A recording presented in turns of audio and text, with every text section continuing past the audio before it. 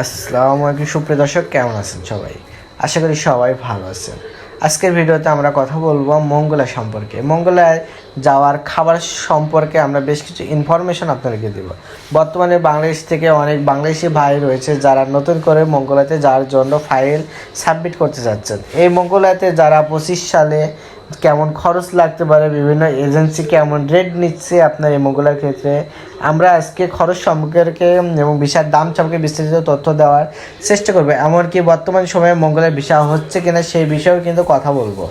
তো অবশ্যই ভিডিওটি স্কিপ না করে শেষ পর্যন্ত দেখবেন, তাহলে অনেক কিছু আপনারা শেষ পর্যন্ত গুরুত্বপূর্ণ তথ্যগুলো জানতে পারবেন। তো চ্যানেল যদি নতুন হয়ে থাকেন অবশ্যই চ্যানেলটি সাবস্ক্রাইব করে রাখবেন। তবে চলুন কথা না বলে আমরা যে মূল ভিডিও আছে সেটা স্টার্ট করি।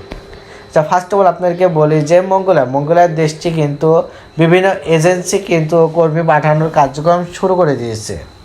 তো এটা দেখা যাচ্ছে যে আপনার অনলাইন অফলাইন সব জায়গায় কিন্তু প্রচারণা চলছে, এবং আমরা দেখছি যে বেশ কিছু এজেন্সি কিন্তু অনলাইন প্ল্যাটফর্মে জোর প্রচারণা চালাচ্ছে এই মঙ্গোলিয়া নিয়ে। তো এই মঙ্গোলিয়ার ভিসা কি হচ্ছে? হ্যাঁ, আপনি কনফার্ম থাকতে পারেন বর্তমান সময় ট্যুরিস্ট ভিসা এবং ওয়ার্ক ভিসা নিয়ে কিন্তু এই দেশটিতে যেতে পারবেন। তো এখন কথা হচ্ছে যে মঙ্গোলিয়াতে কি ম্যান পাওয়ার হয়? হ্যাঁ ভাই, ম্যান পাওয়ার হয়। আপনি যদি কাজের ভিসা নিয়ে যেয়ে থাকেন তাহলে অবশ্যই ম্যান পাওয়ার হবে। তো আরেকটা জিনিস যে এই দেশটাতে কিন্তু অন্যান্য কান্ট্রির মতো কর্মী নেওয়ার পরিস্থিতি কিন্তু এখনও হয়নি। এখানে কিন্তু রিসেন্টলি বাংলাদেশ থেকে কর্মী নিচ্ছে।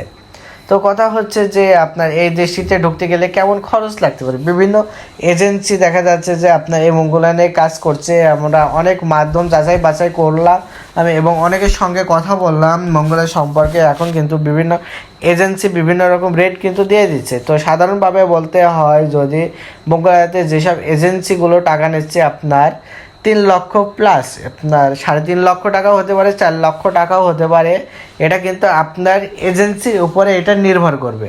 তবে আপনাদেরকে বলবো যে এই মঙ্গোলিয়াতে যেতে 3 লক্ষ থেকে 3.5 লক্ষ টাকার ভিতরে কিন্তু আপনার জন্য যাওয়া বেটার হবে, কারণ 4 লক্ষ প্লাস দিয়ে গেলে কিন্তু ওখানে যেয়ে আপনার বেতন অনেক কম, আপনার ওখানে যেয়ে কিন্তু এটা পোষাবে না। আর যেখানে আপনার 4.5 লক্ষ 5 লক্ষ টাকা খরচ হয়ে যাচ্ছে, সেক্ষেত্রে কিন্তু এখানে স্যালারি ভালো অ্যামাউন্টে পেতে হবে, না হলে কিন্তু আপনার টাকা তো অনেক সময় লাগবে। তো সাধারণভাবে যেসব এজেন্সি কাজ করছে আপনার 3, 3.5 এবং 4 লক্ষ টাকা নিয়ে রাখছে। তো আপনারা ভালো মাধ্যম ধরে চেষ্টা করুন, ইনশাল্লাহ আপনার মঙ্গলে যাওয়ার স্বপ্নটা কিন্তু পূরণ হয়ে যাবে।